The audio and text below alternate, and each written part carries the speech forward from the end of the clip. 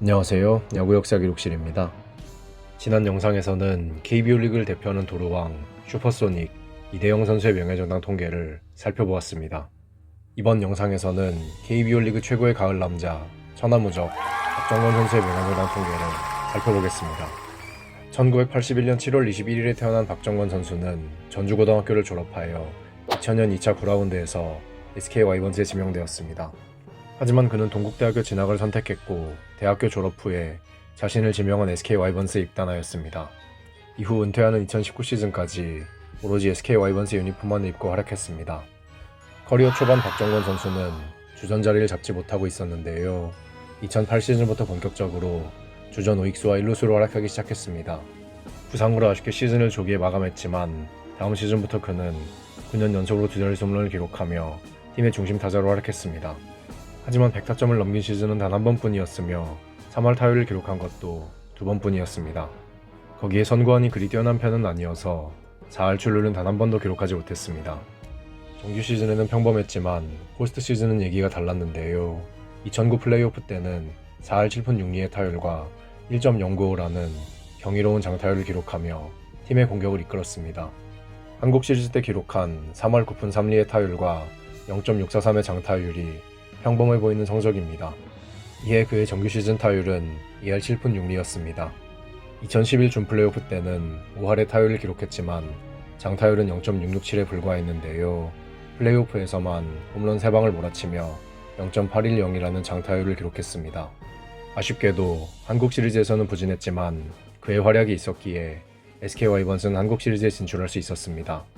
이후 출장한 3번의 포스트 시즌에서는 이전 같은 모습을 보여주지 못했지만 2018 포스트 시즌은 달랐습니다.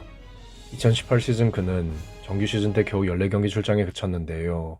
그때까지만 해도 포스트 시즌에서 가을 정권을 보기란 힘들어 보였습니다.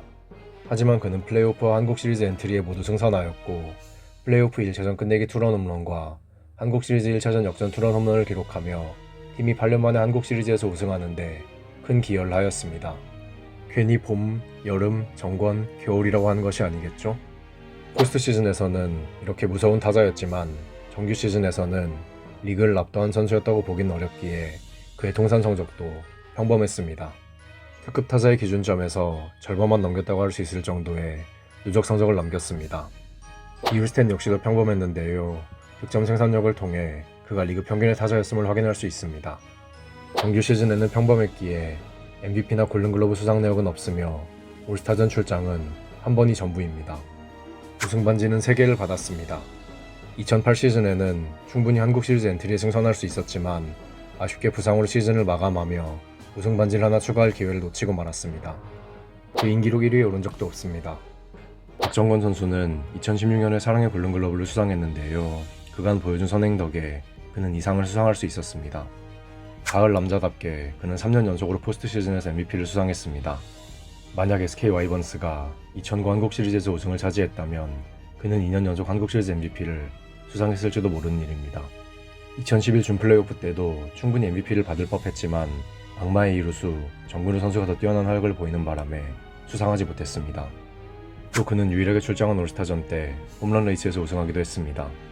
SK 와이번스 유니폼만을 입고 16시즌 동안 활약했기에 통산 순위에서도 그의 이름을 찾아볼 수 있는데요.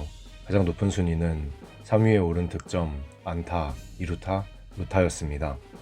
다만 비율스탯 순위는 그리 높지 않았는데요. 장타율과 순수 장타율에서만 겨우 10위 이내에 들었습니다.